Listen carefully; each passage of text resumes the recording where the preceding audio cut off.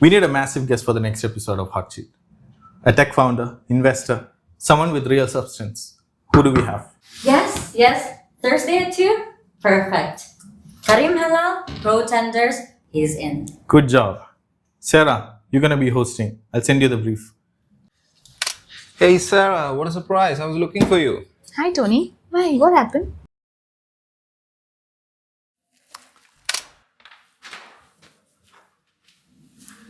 Hi, hello. Hi. Hi, Karim. I'm Tony. I've been waiting for the whole moment to meet you. Hi, Tony. Hi. Where's Sarah? Where's Sarah? Oh, she had another appointment, so she Oh, went to that. okay. So Well. I'll be interviewing you today. Okay. Nice to meet you. I'm very excited today. Karim Helal, an exceptional entrepreneur. I was waiting for this moment in my whole life, and finally, I got this opportunity. I do a lot of interviews. Usually I enjoy them. They're fun, good conversations. This one is with BSO Club, Business Development. Should be fun. All right, shall we start? Let's do it. I've been following your journey for a while. Real admiration. You bootstrapped pro tenders for 10 years. No safety net, just you and the company problems. My first question is, what makes an idea worth betting everything on? What is the difference between brilliant idea and an ordinary one? Very good question to start. The way I would put it is the bigger the problem, the bigger the industry, and the more passionate you are about it, the more you want to bet everything on it. And the reality is, you don't necessarily bet everything to begin with. When you start an idea, you start developing it, you start to see how people respond to it. It makes you give you more motivation. The more people respond to the idea, the more motivation you have, and the team grows that way. So it's very hard to know what the big problem is unless you actually experience it deep down. And this is a big part of what the journey is try multiple things, see which one fits, which one doesn't fit, and then the ones you see response, you go in full speed ahead. But thank you for reminding me, it's been 15 years. I started this, I had hair, and now look at me. And the person who identifies the gap, they don't need to be an insider. Well, no, because if you're industry, you're part of the problem, right? What you want is you have to understand the problem inside from the industry, but without being too much into it. So it's good to be an outsider and to see things with a new pair of eyes. Large problem, bad current solution. Outside perspective is an advantage. He's describing me. He doesn't even know he's describing me yet, but he is. You are an angel investor. You have seen hundreds of pitches. What is the most common reason that you say no? Good question. So the first thing is I say no much more often than I say yes. Typically, if I think about it, it's around three main reasons. One is the market is too small, and nobody wants to invest in this. The second one is the market is big, but the team is not the right one, potentially, and that's also a deal breaker. I would say maybe the third one is that the person doesn't know the ecosystem enough for you to be able to execute that particular idea. And so the first thing to do would be to see if the person has spoken to the lawyer, understands the regulatory environment he's operating in. So one of the things I always do, for example, is I always ask the founders, have you spoken to a lawyer? Do you understand the regulatory framework? And from there, if the answer is no, well, my answer is also probably going to be a no. Regulatory landscape. Speak to a lawyer before anything else?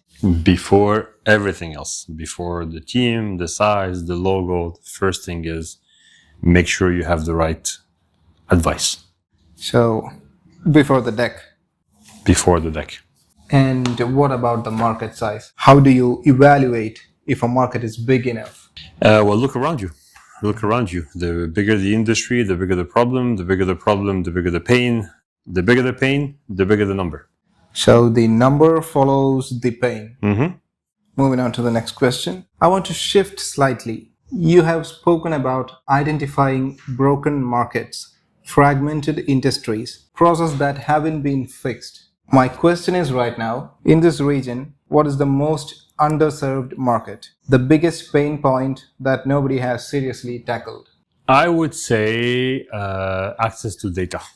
Information. The reality is we're building massive towers everywhere, but yet nobody seems to have the right information at the right time. And it's very hard to get the right information when you go in WhatsApp groups. All you get back is Excel sheets. Excel sheets that have the wrong information, the wrong data. You don't trust the system, you don't trust people, you have to double check everything. Construction is a massive industry, but yet the way we verify and connect with people is still very primitive. And so that is an opportunity that is absolutely ripe for the taking. He's giving me everything I need. He doesn't even realizing it. I'm going to tell my plan in the next section. I think this is the right moment. Karim, by the way, I need to tell you this. Okay. Everything you just said, I'm going to fix it. Are you? Okay. I have a company, a startup. Let me show you how it works. People have the data. They come to us. We buy it and we sell it, just like a supermarket.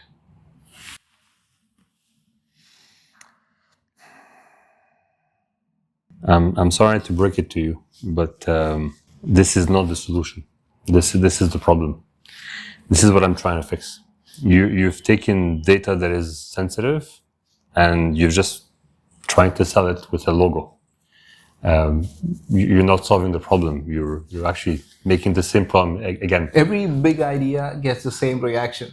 They say that won't work. They say this won't work. There will be a lot of problems, like Airbnb, Uber. It's true, but these ideas didn't go and break every rule in every country they operated in. The rules and regulation were still there. Your idea is a bit on the legal side. If you take GDPR, sensitive information, what you're doing is you're breaking every single rule out there, and it's That happened a long back ago. This is a different era. This is a new world now. You're right, but it's actually even worse now. Data is even more secure now. Mine is an app. Yeah, it's an app. It's a very dumb app, but you're right, it's an app. With full respect, you are a construction technology expert. This is a data technology idea. So these are different domains. So I think in data, things might work differently. Okay, let's make it simple. You have rules, regulations. Data is data. UAE has law number 45 2021. There is GDPR in the Europe. There are similar laws in Egypt and Saudi and everywhere else. The rules are the rules. And it's not going to change whether it's an app or it's a different application. UAE 45 2021 GDPR Saudi Egypt. Are you taking notes? Yeah, I'm writing it down so I can understand the landscape I'm navigating. You said founders should map the regulatory environment, so I'm mapping it in real time. That's what you said to me 20 minutes ago. He's using my advice on regulatory issues to create a business that violates the same rules that he's trying to fix. I don't know. I've been doing this for 15 years, but I've never seen this. This is new. First time. Tony, question for you. Sure. Is this your own project or is it done with BSO Club? No, BSO is totally different. This is not connected to BSO. This is totally a different project. Okay, you do realize that the whole point of BSO Club is all about data security. I mean, their customers or your customers are all landlords, tenants, banks. If they ever knew that the data they provided got shared. Different font also, very different. Nobody would connect them. Different font. Okay, listen, Tony. The problem is real. I said so myself. It's a real problem. The pain is real. The thing you're providing to me is not a solution. What you're doing is you're repeating the problem, and you're missing one thing which is extremely important for this to work. Do you know what that is? What? A simple word. One word. Consent. Do you know what that is? Consent means that companies come in, they say, I am willing to give my data out for other people. You're creating to create a system where companies opt in for you to be able to share their data outside.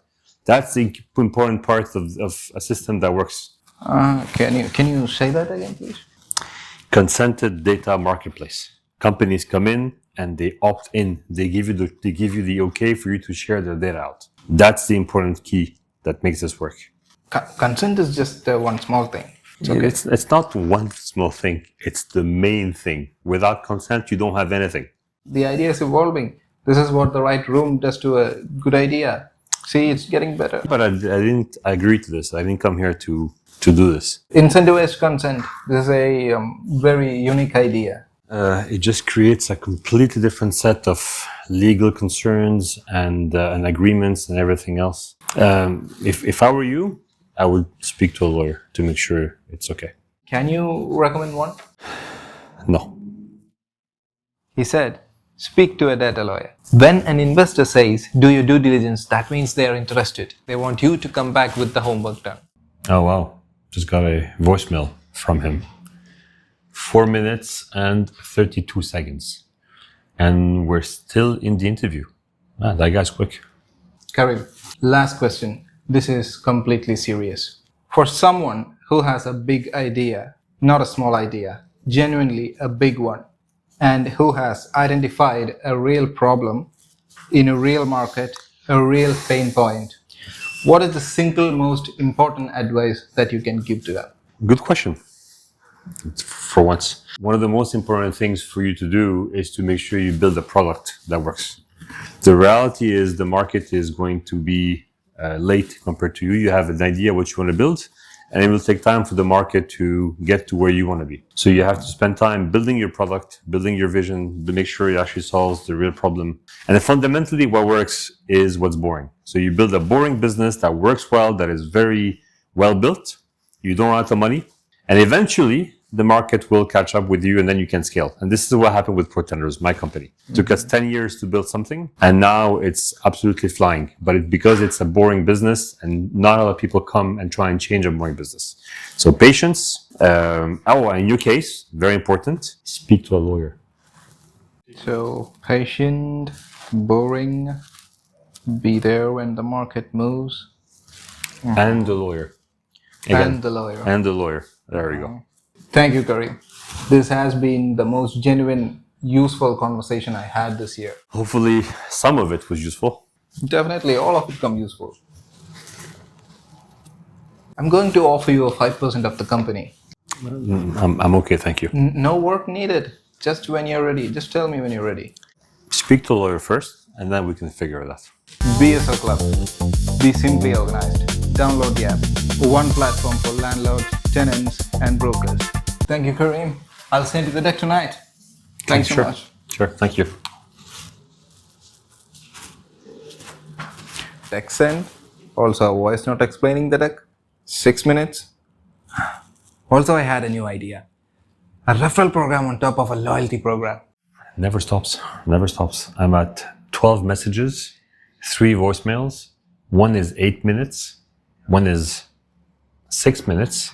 Still one tick? I'm calling him. Hello, Karim. It's Tony. I sent you the deck and a few voice notes. I just want to say, I think today was really the beginning of something. Oh, wait. 2 more messages. Please call me back when you can. Also, slide 13 is a work in progress, but the concept is very strong. When you see the loyalty program fully designed, you will understand the vision. Okay? Thank you. Bye. It's Tony from today. I will not be listening to the 8-minute or the 6-minute voicemail. Not gonna happen. Hey Sarah, what a surprise. I was looking for you. Hi, Tony. Why? What happened? Yeah, Karim's team has called into the main line and said the interview has been postponed to Friday. Oh, really? Yes, and since Karim has experience on apps, I guess you should talk about BSO Club to him. What do we do now? I guess he would appreciate raw and real data. So you should go out and get some real and raw data, then that could help. Anyway, the interview is cancelled, so I think I'll go now itself. I think Tony has given me a great idea of doing this survey. I think I'll take more. Hello? Where the hell are you, Sarah? You were supposed to host the interview with Karim. Now Tony is telling me that you went to Dubai Mall. Luckily, Tony managed to step in and save the day. Next time, be on time or just forget the job. What the